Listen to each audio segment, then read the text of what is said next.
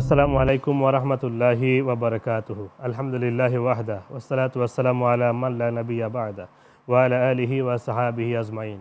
দূরে এবং কাছে, দেশ এবং প্রবাসে যে যেখান থেকে মাহে রমাদান উপলক্ষে এশিয়ান টিভির অন্যতম আয়োজন রামাদান করিম অনুষ্ঠানটি দেখছেন, আপনাদেরকে স্বাগত জানাচ্ছি আমি এএসএম সাদরুদ্দিন আজহারি। অনুষ্ঠানটির কো-স্পন্সর হিসেবে রয়েছেন গণস্বাস্থ্য হোমিও। সুপ্রিয় দর্শক ও শ্রোতা, এক একদিন এক একটি বিষয় নিয়ে আমরা আপনাদের সামনে উপস্থিত হই। আজও একটি নতুন বিষয় নিয়ে আপনাদের সামনে আমরা হাজির হয়েছি। আজ আমরা আলোচনা করব শিশু শ্রম প্রতিরোধে আমাদের করণীয় এবং ইসলামী নির্দেশনা। এই বিষয়ে আলোচনা করার জন্যই আমাদের স্টুডিওতে হাজির হয়েছেন তরুণ আলেম দ্বীন, বিশিষ্ট লেখক ও গবেষক মাওলানা মোহাম্মদ মহিবুল্লাহ সিদ্দিকী। আসসালামু আলাইকুম ওয়া রাহমাতুল্লাহি তাআলা ওয়া বারাকাতুহু। ওয়ালাইকুম আসসালাম ওয়া রাহমাতুল্লাহি ওয়া বারাকাতুহু। মোহতারাম, কেমন আছেন আপনি? আলহামদুলিল্লাহ, আল্লাহর রহমতে অনেক ভালো আছি। আপনি কেমন আছেন? আলহামদুলিল্লাহ, আপনাকে এশিয়ান টিভির স্টুডিওতে স্বাগত জানাচ্ছি। জাযাকাল্লাহ খায়ের। বারাকাল্লাহ ফিক। সুপ্রিয় দর্শক শ্রোতা, খুবই গুরুত্বপূর্ণ এবং জীবন ঘনিষ্ঠ একটি বিষয় নিয়ে আমরা আজ অবতারণা করেছি, শিশু শ্রম। এই বিষয়ে আমাদের করণীয় এবং ইসলামী নির্দেশনা কী রয়েছে, সকল বিষয় নিয়ে আমরা শুনবো আমাদের বিজ্ঞ আলোচক মহোদয় থেকে। মহোদয়, আপনি যদি বলতেন আসলে আমাদের শিশু শ্রম নিয়ে ইসলামে কী দিক নির্দেশনা রয়েছে? আলহামদুলিল্লাহ ওয়াসসালাতু ওয়াসসালামু আলা রাসূলিল্লাহ। শিশু শ্রম যদি আমরা এটা শাব্দিক বিশ্লেষণ করি, শিশু শ্রম হচ্ছে যাদের বয়স পরিণত নয়, অর্থাৎ যাদের কাজের বয়স নয়, সে বয়সে যারা কাজ করে, এটাকে আমরা সাধারণত বাংলাদেশ ইস্যুতে আমরা এটাকে শিশু শ্রম বলে থাকি। অর্থাৎ যারা যেই বয়সে পড়াশোনার করার কথা, যে বয়সে মায়ের আদর পাওয়ার কথা, যেই বয়সে দাদার আদর পাওয়ার কথা, বাবার ভালোবাসা পাওয়ার কথা, সেই সময়টা যখন একজন শিশু কাজ করে, এটাকে আমরা শিশু শ্রম বলে অবহিত করি। দেখুন, আল্লাহ সুবহানাহু ওয়া তাআলা কুরআনুল কারীমে চমৎকারভাবে বলেছেন, আল মালু ওয়াল বানুন জিনাতুল হায়াতুদ দুনিয়া। অর্থাৎ আল্লাহ পাক বলছেন এই আয়াতের মধ্যে, অর্থাৎ যারা সন্তান, এই আয়াতে মূলত যারা বয়সে ছোট তাদেরকে মূল মাকসাদ এখানে, যে যারা বয়স্ক নয়, অর্থাৎ যারা ছোট রয়েছে, তারা হচ্ছে জিনা, অর্থাৎ তারা হচ্ছে এই পরিবেশের, এই পরিবারের, এই সমাজের, এই রাষ্ট্রের সৌন্দর্য। ফুলকে আমরা কি করি? ফুল থেকে আমরা সুবাস নেই, ফুলকে আমরা চুমু দিই, ফুল থেকে আমরা সুন্দর ঘ্রাণ পাই, আমরা আনন্দিত হই। অনুরূপভাবে একটা শিশু, সে আমাদের এই সমাজের জন্য ফুল, সে আমাদের রাষ্ট্রের জন্য ফুল, তার থেকে সুগন্ধি পাবো আমরা। এই শিশুর মধ্যে হয়তোবা রয়েছে আগামী দিনের এই পৃথিবীর প্রেসিডেন্ট, আগামী দিনের আমেরিকার প্রেসিডেন্ট, বাংলাদেশের প্রেসিডেন্ট, কাবা শরীফের ইমাম সাহেব, মদিনা মুনাওয়ারার মসজিদে নববীর ইমাম সাহেব, হয়তোবা এই শিশুর মধ্যেই ঘুমন্ত রয়েছে। আমরা যদি অঙ্কুরেই এই শিশুটাকে শেষ করে দেই, অর্থাৎ সে যখন তার প্রাপ্তবয়স্ক নয়, সে যখন এখনও ছোট, এই সময় যদি আমরা তাকে কাজে দিয়ে দিই, তার মানে হচ্ছে তার পরবর্তীতে আর পড়াশোনা করার কোনো সুযোগ নেই। একেবারে টোটালি আমরা দরজাটা বন্ধ করে দিলাম। আপনি কয়জন শিশু পাবেন বা কয়জন বাচ্চা পাবেন যারা কিনা ছোটোকালে শিশু শ্রম করেছে, কাজ করছে, পরিবারের তাড়নায় হোক, নিজের জীবিকার জন্য হোক করেছে, কিন্তু পরবর্তীতে গিয়ে পড়াশোনা করে বড় হয়েছে, তাদের সংখ্যা খুবই খুবই কম। অর্থাৎ যারা বড় হয়েছেন একেবারে ছোটোকাল থেকেই পারিবারিক চমৎকার গাইডলাইন, সামাজিক একটা বন্ধন, রাষ্ট্রীয় একটা চমৎকার নিয়মকানুন আপনার এটাকে পার করেই কিন্তু সে বড় হয়েছেন, বিশ্বে গিয়েছেন, বড় বড় জায়গায় গিয়েছেন। সেজন্য এক নাম্বার কথা হলো, একেবারে মোটা দাগে ইসলামে শিশু শ্রমকে নিষিদ্ধ করা হয়েছে, জায়েজ নাই ইসলামের মধ্যে। যারা সচেতন মুসলমান পিতামাতা, আমরা তাদেরকে আজকের এই অনুষ্ঠান থেকে উদাত্ত আহ্বান জানাবো, আপনাকে আল্লাহ পাক রব্বুল আলামিন আপনার উপরে বিবাহ দায়িত্ব হিসাবে, কর্তব্য হিসাবে দিয়েছেন। আপনি বিবাহ করেছেন, আপনার সন্তান আদি হয়েছে। আপনার যদি পরিবার যে ব্যয় বহন করার ক্ষমতা না থাকে, আপনাকে কিন্তু ইসলাম বিবাহের অনুমতি দিবে না। আপনাকে ইসলাম পরিজনের যে ব্যয় বার রয়েছে, সেটা কিন্তু আমাকে একজন পিতা হিসাবে আমি এটা ব্যয় গ্রহণ করতে বাধ্য। তাহলে কেন আমি আমার পিতার দায়িত্ব পরিবার মেনটেন করা, ব্যয় বার, তাহলে কেন আমি আমার সন্তানকে আমি এই শিশু শ্রমের জন্য আমি পাঠাবো? এটা একজন পিতা হিসাবে, সুপিতা যদি হয়ে থাকে, আদর্শ পিতা যদি হয়ে থাকে, এটা আদর্শ পিতার পরিপন্থী একটা কাজ যে শিশুদেরকে সে কাজে দিবে। দেখুন, নবী করিম সাল্লাল্লাহু তাআলা আলাইহি ওয়াসাল্লাম চমৎকারভাবে হাদিস শরীফের মধ্যে তিনি বলেছেন যে যেই ব্যক্তি শিশুদেরকে স্নেহ করে না, মমতা করে না, ভালোবাসে না এবং বড়দেরকে সম্মান করে না, ফালাইসা মিন্না বা ফালাইসা মিন্নি, অর্থাৎ সে আমার উম্মতের অন্তর্ভুক্ত না। বিশেষ করে দেখুন, যদি সন্তান সে যদি শিশুশ্রমে চলে যায়, সে কাদের সাথে মিশবে আপনি বলেন? সে যাদের সাথে মিশছে তারাই এটা একটা অন্ধকার জগৎ।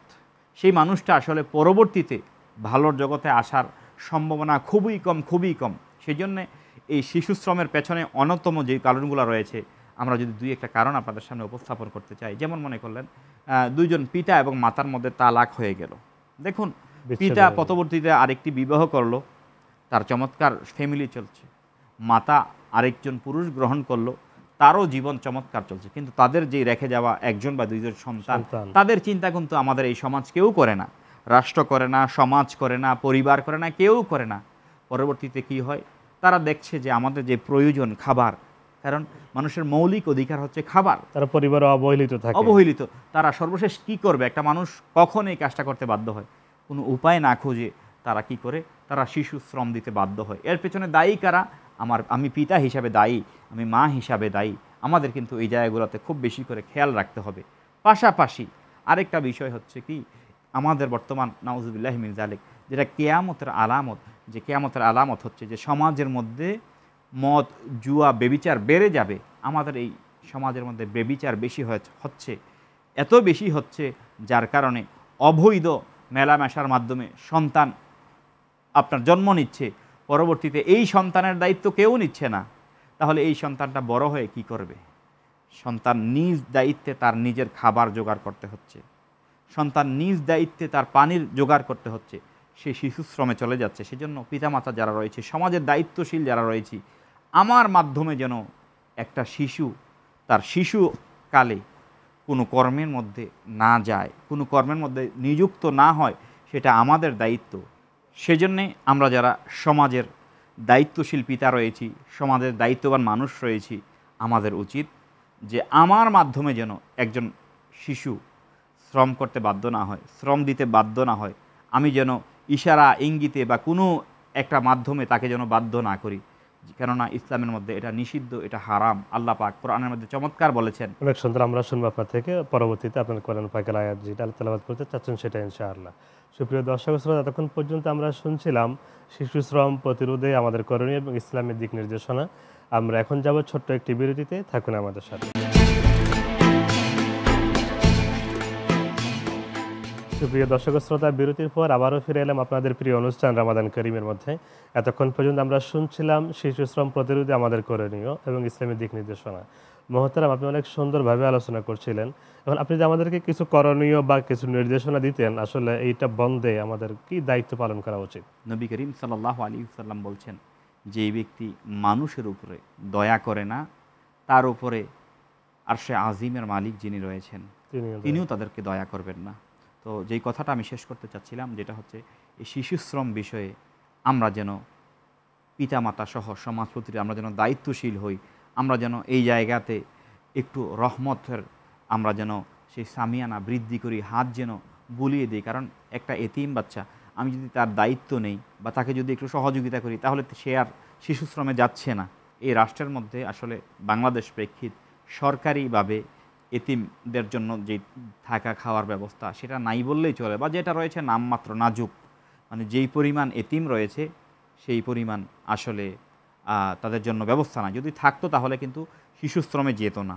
তো এর জন্য আমাদের করণীয় কি? আমাদের প্রথম করণীয় হচ্ছে আমাদেরকে সচেতন হতে হবে।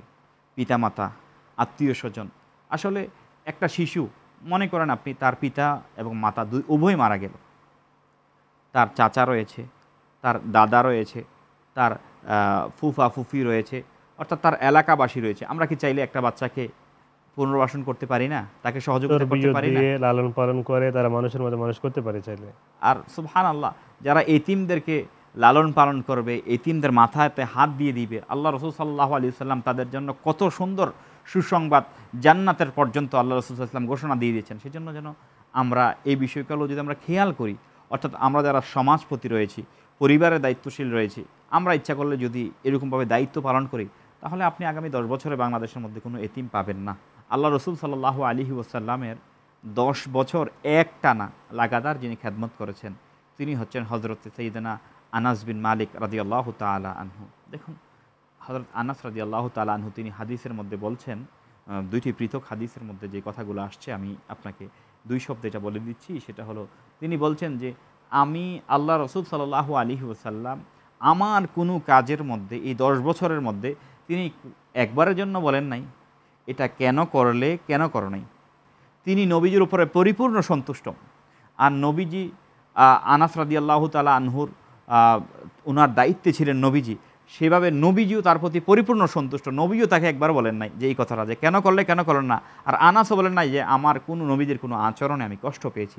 দেখুন, উনি তো শিশুকালেই নবীজির দরবারে ছিলেন, নবীজির খেদমতে ছিলেন। এই জন্য আমরা যেন যারা শিশু রয়েছে তাদের সাথে আচরণ করার ক্ষেত্রে যেন আমরা যেন ভুলে না যাই যে তারা শিশু, আমিও একসময় শিশু ছিলাম। আজকের যে শিশুটা রয়েছে সে আগামী দিনের ভবিষ্যৎ। তার মধ্যে আমি বললাম শুরুতেই, তার মধ্যেই কিন্তু লুকিয়ে আছে বাংলাদেশের প্রেসিডেন্ট, বাংলাদেশের প্রধানমন্ত্রী, বাংলাদেশের মন্ত্রী, বাংলাদেশের সচিব। সেজন্য আমরা যেন তাদেরকে অঙ্কুরে শেষ না করে দিই। বিশেষ করে সমাজপতিরা আমরা দায়িত্ব নেব, এক একজন এক একটা শিশুর দায়িত্ব নেব, চমৎকারভাবে দায়িত্ব নিতে পারি। আমার ঘরের ব্যক্তিগত কাজের মধ্যে আমি তাকে নিয়ে নিতে পারি। ঘরের ব্যক্তিগত কাজ করলো, পাশাপাশি তাকে আমি একটু পড়াশোনা করালাম, তাহলে কি হলো, দুটা ইয়ে হলো। আর যদি আপনি দেখলেন যে আসলে তার মেধার, আপনি বুঝলেন যে আসলে সে মেধাবী, তখন আপনি তাকে আল্লাহ পাককে মহাব্বতের উদ্দেশ্যে তাকে আপনি একটু এগিয়ে দেন, শিক্ষাতে এগিয়ে দেন। সেই মানুষটা আপনাকে কোনোদিন ভুলবে না। নবীজি বলছেন ওনার তর্জনী এবং মধ্য আঙ্গুলি দিয়ে যে ইয়েতিম লালনকারী এবং আমি একই জান্নাতে থাকবো, এবং দুটো আঙ্গুল তিনি দেখিয়েছেন, অর্থাৎ ভিন্ন পাশাপাশি জান্নাতে থাকবো। সেই জন্য শিশু শ্রমকে নিরুৎসাহিত করতে আমরা যেন আমাদের যারা সমাজের এতিম রয়েছে, যারা সমাজের গরিব রয়েছে, মিসকিন রয়েছে, যারা তাদের অনেক কষ্টে দিনাতিপাত করছে যে সকল ফ্যামিলি, আমরা যদি তাদের পাশে দাঁড়াই জাকাতের মাধ্যমে, সাধারণ দানের মাধ্যমে, আমি বলবো আপনাদেরকে যে আপনি ওই 500, 200, 100 টাকা করে এরকমভাবে না দিয়ে আপনি যদি একবারেই ভালো কিছু সম্পদের মালিক বানিয়ে দিন, 20,000 টাকা দিয়ে একটা ছোট্ট দোকান ব্যবসার ব্যবস্থা করে দিন, 2টা গরু কিনে দিন, 5টা বকরি বা খাসি কিনে দিন, তাহলে কিন্তু সে কিন্তু স্বাবলম্বী হয়ে যাবে। আপনি 200 টাকা দিয়েছেন, আজকে দিলেন, আগামীকালকে বিকালে কিন্তু 200 টাকা নাই, এটা চলে গেছে পেটের মধ্যে। সেই জন্য আমরা যেন সৃজনশীল উপায়ে যেন আমরা কাজগুলা করি। আল্লাহ পাক যেন আমাদেরকে তৌফিক দান করুন, আমিন। অনেক ধন্যবাদ আপনাকে। আমরা কিন্তু তার পাশাপাশি বিপরীত চিত্র অনেক সময় দেখি, আলহামদুলিল্লাহ। সেটা হচ্ছে অনেক জায়গায় দেখা যায় অনেক অভাবী, অনেক গরিব, তারপরেও রিক্সা চালায় বা অনেক নিম্ন শ্রেণীর কাজ করে, তারপরেও তার ছেলে মেয়েকে কিন্তু মানুষের মতো মানুষ করছে।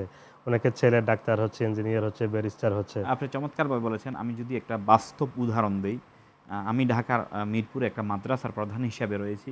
আসলে গত 3 থেকে 4 দিন আগে আমার মাদ্রাসায় একটা এতিম বাচ্চা এসেছে। তো যে মহিলাটা তাকে নিয়ে এসেছেন তিনি আমাকে বর্ণনা করেছেন যে এরকম, যে আসলে এই ছেলেটার যিনি প্রকৃত পিতামাতা, বাবা একদিকে চলে গিয়েছেন, মা আরেক দিকে চলে গিয়েছেন, অর্থাৎ দুইজনেই চমৎকারভাবে আছেন, কিন্তু কেউ তার খোঁজখবর নিচ্ছেন না। অর্থাৎ বাবা তার প্রথম স্ত্রীকে ছেড়ে চলে গিয়েছেন, আরেক স্ত্রী নিয়েছেন, মা তার প্রথম স্বামীকে ছেড়ে আরেক স্বামীকে নিয়ে চলে গিয়েছেন, মাঝখান দিয়ে সে পড়ে গিয়েছে। তখন সে একটা এতিমখানায় ছিল আগে, অন্য একটা প্রতিষ্ঠানে। তো সেই প্রতিষ্ঠান থেকে বর্তমান যিনি দায়িত্ব পালন করছেন, মায়ের দায়িত্ব, তিনি তাকে এনেছেন। এখন বলেছেন, হুজুর আসলে সে আমাকেই মা হিসাবে জানে, আপনি যদি তাকে বলেন যে আমি তার মা না, সে কান্না করবে। তখন বললাম যে আপনি আসলে কি করেন?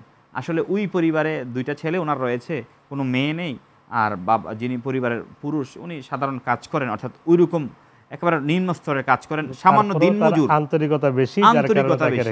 পরে আমি যেটা করেছি আপনার টোটাল তার জন্য ভর্তি থেকে শুরু করে তার খাবার দাবার টোটাল আমি ফ্রি অফ কস্ট করে দিয়েছি, কারণ এরকম একটা ছেলের সহযোগিতা করা এটা অনেক গুরুত্বপূর্ণ কাজ। আপনাকে অনেক অনেক ধন্যবাদ এবং কৃতজ্ঞতা আদায় করছি। আপনার অনেক শুকরিয়া। সুপ্রিয় দর্শক শ্রোতা, শিশু শ্রম প্রতিরোধে আমাদের করণীয় নিয়ে, ইসলামী দিক নির্দেশনা এবং সামাজিক নির্দেশনা নিয়ে আমাদের বিজ্ঞ আলোচক অনেক সুন্দর আলোচনা করেছেন। আমরা আশা করি তা বাস্তবায়ন করার চেষ্টা করব। দেখতে দেখতে একেবারে শেষ পর্যায়ে চলে এসেছি। আজ এখানে বিদায় নিতে হচ্ছে। আগামী পর্ব দেখার আমন্ত্রণ জানিয়ে এখানেই বিদায় নিচ্ছি। আল্লাহ হাফেজ। আসসালামু আলাইকুম ওয়া রাহমাতুল্লাহি ওয়া বারাকাতুহু।